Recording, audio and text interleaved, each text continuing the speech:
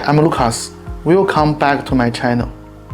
From the previous episodes, we learned about the posture of holding a brush. So, what do we start practicing calligraphy? The answer is that you have to first make the brush obedient in your hands.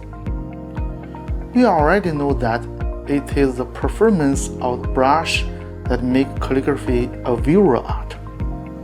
But it also poses the problem that the brush is not that easy to handle. For most beginners, the first problem they encounter is that they want to write a perfect line in their mind, but the brush is out of their control. The desirable outcome created by other people seems like a fantasy to you. This contradiction between desire and reality plagues many people. As the saying goes, everything is difficult at the beginning, and this is reflected in the learning of calligraphy. The basic brushwork training that I'm going to talk about today is the solution to this problem. So, how did my basic brushwork training come about?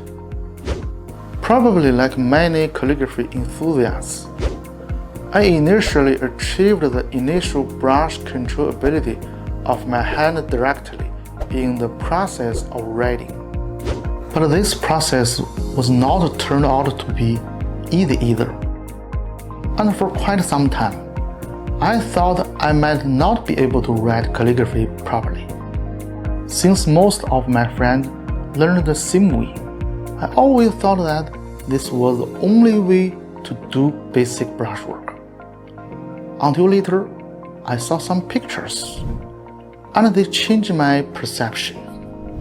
These pictures were something I saw on the internet a few years ago, and they were said to be the basic brushwork training curriculum used by the course of calligraphy and Chinese painting in universities. Were they indeed used in universities? I don't know. But as I practiced them with friends, I found that they were truly effective and efficient. If I had trained with this set of methods, I might have advanced my learning process considerably and would have felt a sense of accomplishment much sooner. Now, I will explain each of these 9 training movements. Number 1. Straight line training. Write the lines with the same length and thickness, and practice spatial division. That is, make the spacing between the lines consistent. Number 2. Length training. According to your own design range, write the lines as long or as short as you want to strengthen your sensitivity to the lens. Number 3. Thickness training. Gradually thicken or thin the lens to exercise your control of the brush. Number 4. Lift and press training. Press or lift the lens gradually to practice the sense of space occupation of each stroke. Number 5. Tip training. Enter and exit the brush from different directions to practice your sensitivity of the brush tip and create a rich variety of the first strokes. Number 6. Force training. Practice square cutting or backward movement and then turning to the mid tip. Feel and practice the first point and state of the brush when changing the direction. Number 7. Curve training. To improve brush control by practicing the roundness and fluency of the brush, which requires the lens to be of the same thickness at all times. Number 8. Flip side training. Exercising how to change the direction and mention the mid-tip of the brush in the folding line type. Number 9. Dry brush training.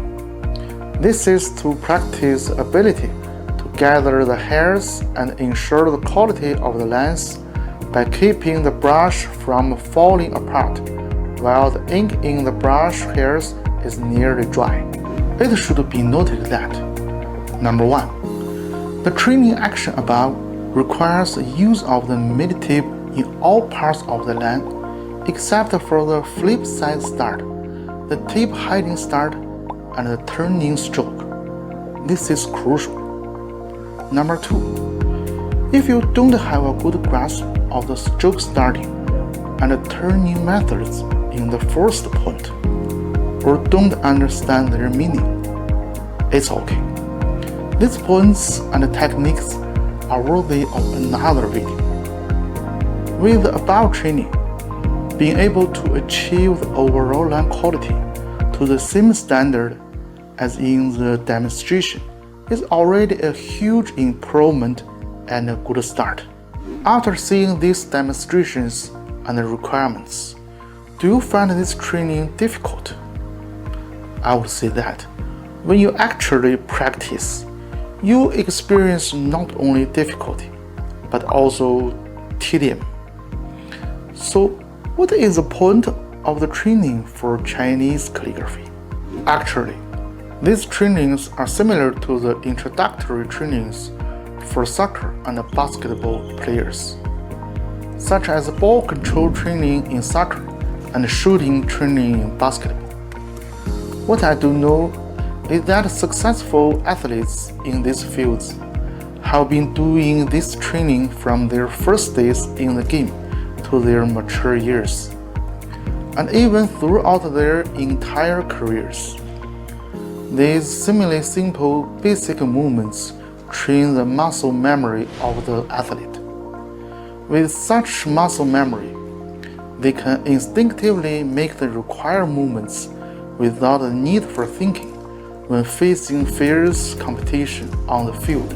Our line training should likewise achieve muscle memory so that in the future, we can instinctively write high-quality lines in response to different kinds of text and writing content.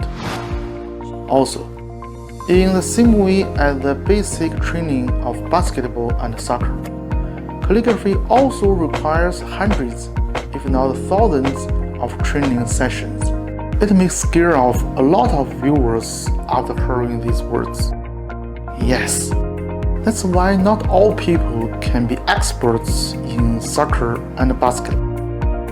But I do believe that where we put our time, the value will come through. Remember that Kobe said,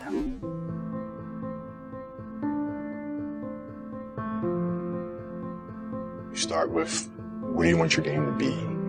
What would make your game most unstoppable or hard to deal with? And now you work backwards from there. And you start building it one piece at a time, one move at a time, one counter at a time. Talented and naturally, skill is only developed by hours and hours and hours of thinking on your craft.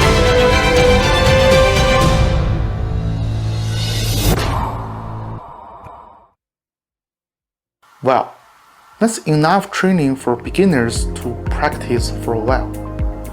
The brushwork is a very large field, and we will have to take our time to explain these techniques. But I'm going to wait a little bit, and I will do a couple of video episodes on the topic of Chinese characters first. Okay, that's all for today's video. If you find my videos interesting, please hit the like button, leave your comments below, or share them to your friends. Don't forget to subscribe as well. See you next time.